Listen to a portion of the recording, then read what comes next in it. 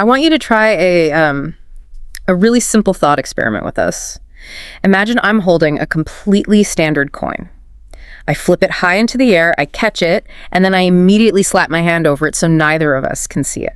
Right. So what is the probability that it's heads? You'd probably say, 50-50. Yeah, I mean, that is the standard logical answer most people give, 1 and 2. But now, imagine I lift my hand just a tiny fraction of an inch and I take a quick peek. I don't show you, but I see the result. To me, the probability of that coin being heads is no longer 50-50. It is now precisely 100% or 0%. Exactly, yeah. But to you, sitting there just looking at the back of my hand, it's still 50-50. So what does this actually mean? The coin hasn't changed. The physical reality resting on the table hasn't altered one bit. The only thing that changed is, well, the state of your brain compared to mine. Right. And welcome to this custom-tailored deep dive designed specifically for you, the learner. Today, we're pulling from David Spiegelhalter's incredible book, The Art of Uncertainty, to fundamentally change how you view not knowing. It really is a fascinating book. Yeah. It completely shatters how most of us usually think about uncertainty. It does. And our mission today is to explore the dangerous vagueness of the words we use every day, how you can actually score your own ignorance, the surprisingly recent history of math-based gambling, and the absolute mathematical truth behind the most bizarre coincidences you've ever heard of. So to set the stage here, we need to separate uncertainty into 2 distinct buckets. What we're dealing with when the coin is spinning midair is called aleatory uncertainty. Aleatory, right? Yeah, it comes from the Latin word for dice player. It basically refers to events in the future that are genuinely unpredictable. Yeah. I mean, the physics are just too complex and the outcome hasn't happened yet. But once that coin lands and is covered by the hand, the aleatory uncertainty just vanishes. The physical reality is decided. Exactly. What remains is epistemic uncertainty. This is uncertainty about things that are already fixed, already decided, but we just don't possess the knowledge of them yet. So epistemic uncertainty is all about what is hidden from you. And because uncertainty is really just a relationship between your mind and the world, if you can change what you know, you literally change the odds. Which brings us to the absolutely wild story of a professional poker player named Phil Ivey and a 7.7 million pound payout. Oh, wow. Yeah, 7.7 million. Right. So in 2012, Phil Ivey was playing Punto Banco, which is a form of baccarat at the Crockford's Casino in London. And over the course of a couple of days, he won over 7.7 million pounds. But he didn't do it by changing the aleatory uncertainty, right? He didn't alter the physical randomness of the cards being drawn. No, not at all. Instead, he used a technique called edge sorting to drastically reduce his epistemic uncertainty. Because if you look really closely at the backs of many casino playing cards, the pattern, usually a complex grid of circles or diamonds, doesn't always intersect the edges perfectly symmetrically. Yeah, the manufacturer might cut the left and right edges just a fraction of a millimeter differently. So it's tiny. Super tiny. But knowing this, Ivey and his playing partner would ask the dealer, supposedly just, for luck, to rotate specific high-value cards, like 7s, 8s, and 9s, 180 degrees, before putting them back into the shoe. Wait, and the casino just let them do that? Yeah, casinos cater to high rollers and their superstitions all the time. He then asked the casino to use an automatic shuffling machine, which crucially doesn't change the physical orientation of the cards, rather than shuffling by hand. Ah, I see. So when those rotated cards eventually came back to the top of the deck, Ivey could look at that tiny asymmetric pattern on the back edge and know with a really high degree of confidence whether a high or a low card was coming next. It's like watching a recorded football match, sitting next to a friend who already knows the final score. That's a great way to put it. The game is over, the reality is totally fixed. The only difference is the state of your friend's brain compared to yours. For you, the probability of who wins is entirely in flux until you watch it. Your ignorance makes it uncertain. Ivey just, found a way to peek at the score. But the UK Supreme Court did not see it as just a clever use of epistemic probability, though. Crockford's Casino completely refused to pay him, and the court ruled that edge sorting actually amounted to cheating. Even though he didn't touch the cards. Right. Even though the cards were technically still random to the casino, Ivey had covertly altered the asymmetry of knowledge. And to understand the scale of this, casinos build multi-billion-dollar empires on a mathematical edge of just 1 or 2%. Yeah, the house always wins, but barely. Exactly. But Ivy's trick shifted the casino's normal edge into a massive 6% edge in his own favor. Giving a player a 6% advantage is essentially handing them the keys to the vault. It was so profound it completely changed the legal definition of dishonesty in English law. So next time you are relying on quote-unquote chance, you really have to ask yourself, is this actually an unchangeable force of nature? Or are you just looking at a reflection of your own personal lack of information? Because if uncertainty is just in our heads, then how we communicate that uncertainty to other people becomes a matter of life and death. Relying on vague words instead of actual numbers can literally lead to disasters. Yeah. Okay, let's unpack this. Let's look at the Bay of Pigs invasion in 1961. Yeah, so the U.S. Joint Chiefs of Staff had evaluated the CIA's plan to overthrow Fidel Castro using Cuban exiles. The military analysts looked at the logistics, the troop numbers, the supply lines, and they assessed that the plan had roughly a 30% probability of success. 30%. Right. But when a brigadier general drafted the report for President John F. Kennedy, he decided to translate that hard number into words, calling it, quote, a fair chance. Which is wild because to the military guy writing it, fair chance meant not too good, probably going to fail. Exactly. But President Kennedy read the phrase a fair chance and interpreted it to mean reasonable odds, better than average, so he greenlit the operation based on that massive linguistic misunderstanding. And the resulting invasion was just a total fiasco. Over 100 exiles were killed, most were captured, and the fallout pushed Cuba closer to the Soviet Union, eventually leading directly to the Cuban Missile Crisis. We basically came to the brink of nuclear war, arguably sparked by the massive gap between what the words fair chance mean to two different human brains.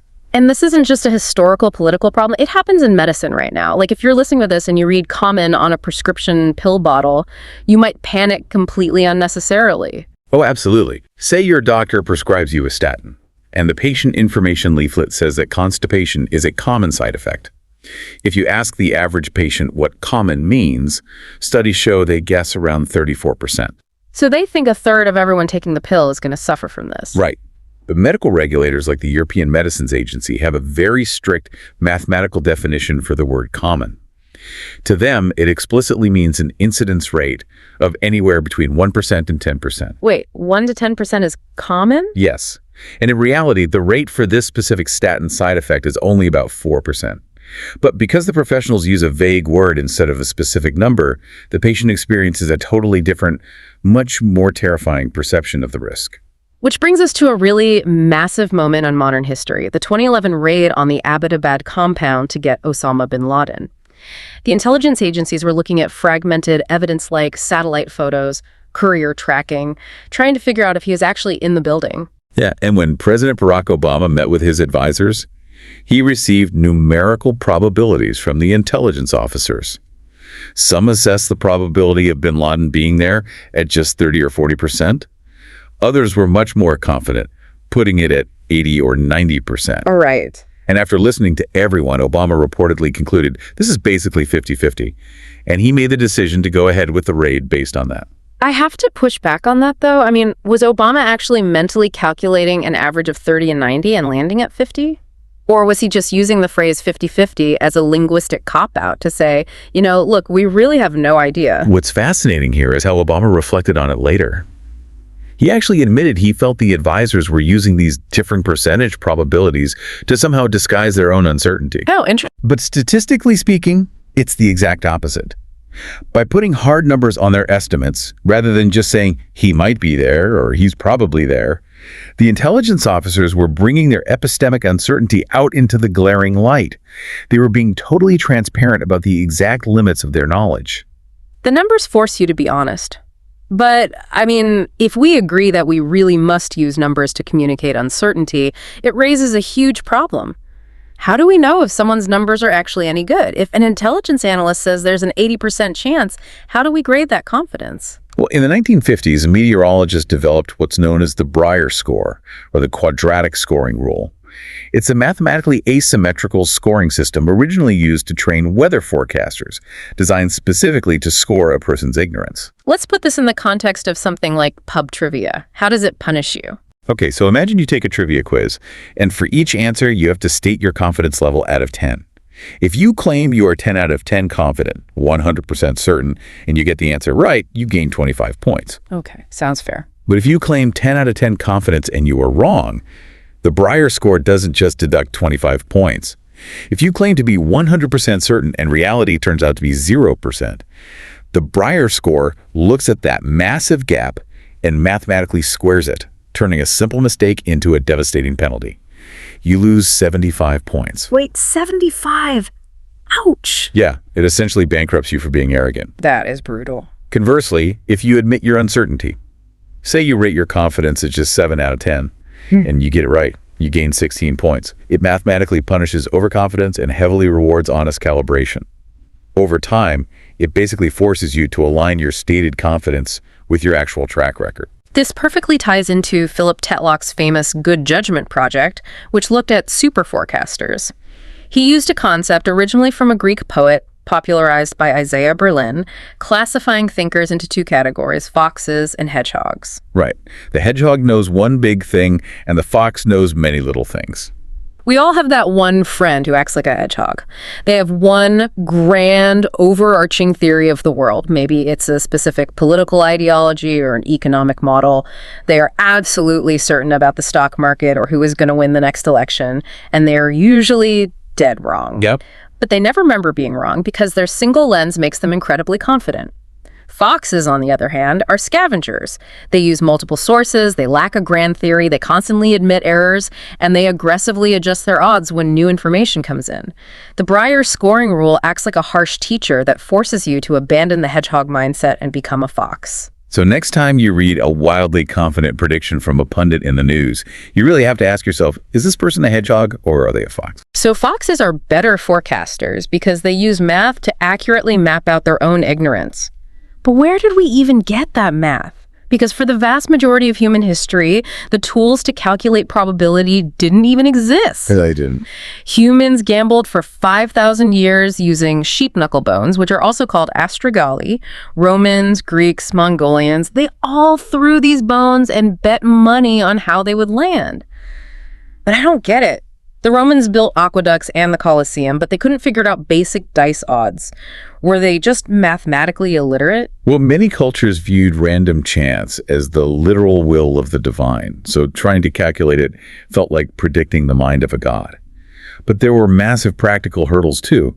First, early randomizers like knucklebones were highly asymmetrical. Okay. A knucklebone has 4 sides it can land on, but because of its organic shape, they aren't equal. They land on the different faces roughly 10%, 40%, 40%, 10% of the time. Oh, wow. So that physical asymmetry makes it incredibly difficult for the human brain to intuitively grasp the underlying probabilities. Second, the West was stuck using Roman numerals. Try doing complex combinatorics or fractions with Roman numerals. It's practically impossible. It wasn't until Arabic numerals and the concept of zero arrived that complex math became accessible. And then along comes Girolamo Cardano in the 1500s.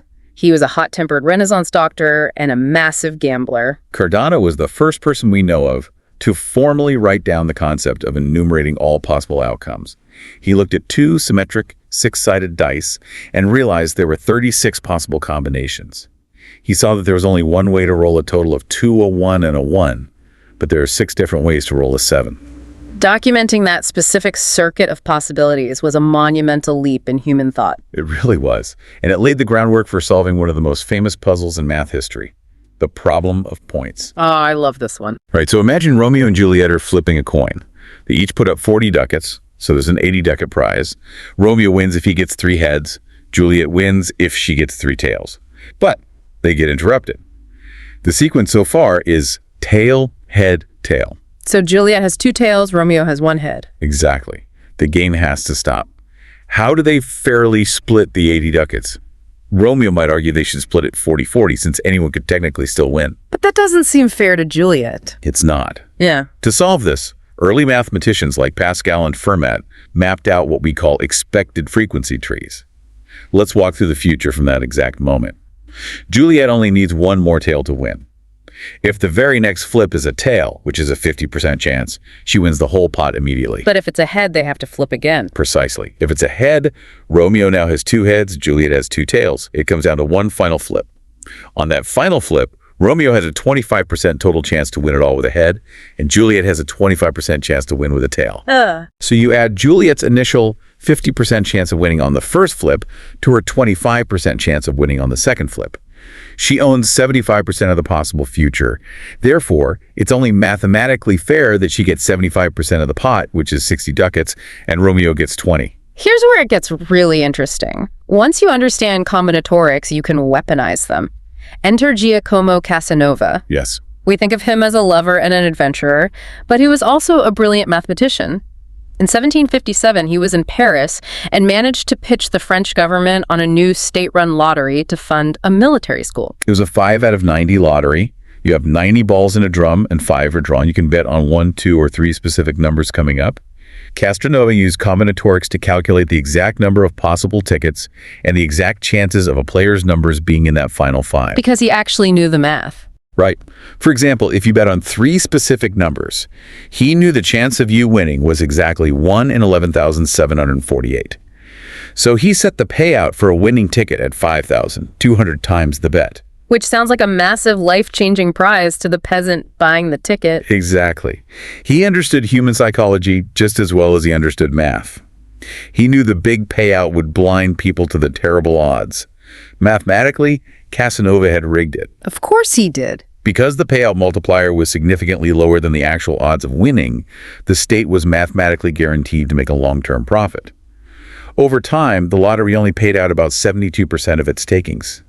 Casanova's deep understanding of probability essentially created a money printing machine for France. Today we have all these mathematical tools. We understand combinatorics, we have supercomputers, we can calculate expected values in milliseconds.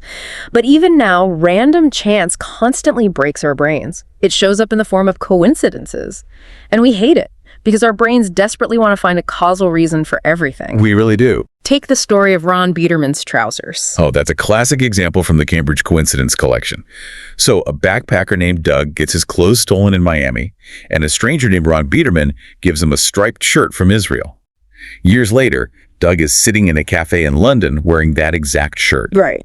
He starts talking to a stranger sitting opposite him. They discover they both know Ron Biederman. Not only that, but the stranger then stands up, and she is wearing the matching trousers, which Ron Biederman had given her on a kibbutz in Israel. I mean, it feels like magic. Or destiny. Just like the Huntreds of Whitby. A husband and wife, Francis and Mary. They were both born on September 19th, 1600. They were married on September 19th. They had 12 children. And then they both died on September 19th, 1680, within 5 hours of each other on their joint 80th birthday. These events feel incredibly meaningful, but they are actually just expressions of what statisticians call the law of truly large numbers. Yeah. The law simply states that with a sufficiently large number of opportunities, incredibly rare events must happen eventually. Like the monkey on a typewriter. Exactly. For a BBC program, an author ran a monkey simulator program. It randomly generated characters to see if it could type the complete works of Shakespeare. It took 113 million imaginary keystrokes, the equivalent of 50 monkeys typing for almost a month, just to randomly produce the 9-character string WE space LOVER. We love her. Just a tiny fragment from Love's Labour's Lost. Right. The odds of typing the whole play are practically zero, but with enough time and enough keystrokes, even that absurdly rare event becomes mathematical certainty. Which brings us to the famous birthday problem. This is a party trick you can do right now. If you put 23 random people in a room, what are the odds that 2 of them share the exact same birthday? Most people guess it's really low, maybe 5%. The math tells a completely different story. The reason our intuition fails here is because we imagine ourselves walking into the room and checking if anyone has our birthday. But to find any match, you aren't just comparing one person to 22 others. Right. It's everyone comparing with everyone. Yes. You are comparing person 1 to 22 people, person 2 to 21 people, person 3 to 20 people, and so on. It creates a giant web of connections. In room 23 people, there are 253 unique handshakes, or chances for a match. With 253 opportunities, there's actually a greater than 50% chance that 2 people share a birthday. And we saw this play out in the real world during the 2023 Women's World Cup. Soccer squads have exactly 23 players, So math dictates that roughly half the teams should have players with shared birthdays. Out of 32 teams, 17 had birthday matches. That's amazing. The Nigerian team even had two players, Gloria Ogbonna and Christy Uchaib, who were both born on Christmas Day.